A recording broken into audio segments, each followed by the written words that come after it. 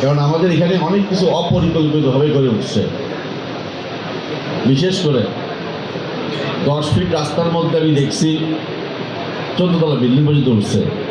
কোনো আইনে এটা বোধহয় সম্ভব না, কিন্তু কুমিল্লা শহরে এরকম জিনিস ঘটছে। প্ল্যানে পাস করা আছে 6 তলা, করে ফেলছে 10 তলা।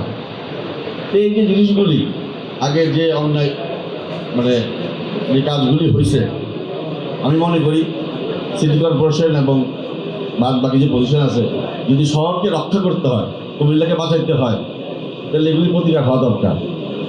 সত্যিকার অর্থেই একটা আইন মেনে চলা দরকার। আর যারা আইন ভঙ্গ করছেন তাদেরও জবাবদিহিতার মধ্যে আসা উচিত। আপনারা কি চান সেটা? যার যেরকম ইচ্ছা বাড়িঘর বানাইতেছে, যে দোতলা করবে, এটা হওয়া উচিত?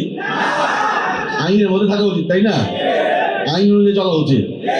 তো আমি সবার কাছে, বিশেষ করে এই 6 নির্বাচনী এলাকার মাননীয় সংসদ সদস্য সাহেব এখানে আছেন, আমাদের বয়স্ক নেতা, আমাদের সিটি কর্পোরেশনের প্রশাসক সাহেব আছেন, এবং সামনে আমাদের বেশ কিছু কমিশনার ভাইদেরও দেখতেছি, ওইটা বিরাল আসে এখানে দেখি।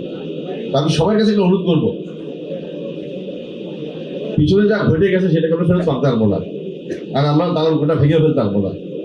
কিন্তু কেউ যদি অনিয়ম করে থাকে তারা যেন অবশ্যই সেটার জন্যে ক্ষতিপূরণ শহরকে ব্যয় করে, সেটা হওয়া উচিত আমার বিশ্বাস।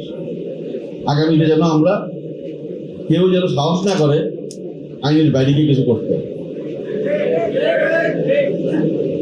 নগর পরিকল্পনা উন্নয়ন কর্তৃপক্ষের যে মূল কাজ হবে সেটা হবে পরিকল্পিত নগর তৈরি করা এবং পরিকল্পিত আবাসন তৈরি করা।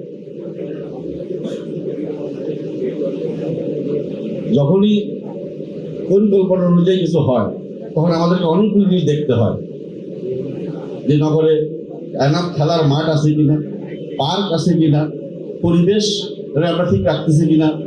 সব জিনিসগুলি যদি আমরা মেনে চলি, তাহলেই একটা সুন্দর, সুস্থ, স্বাস্থ্যসম্মত এবং পরিবেশগত ভারসাম্য নগরী আমরা পাবো।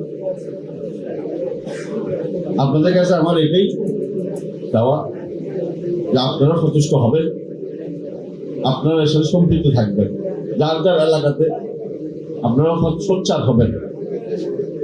অন্যায়ের বিরুদ্ধে যদি আমরা কথা বলা শুরু করি, প্রতিবাদ করতে শুরু করি, তাহলে এটা বন্ধ হবে।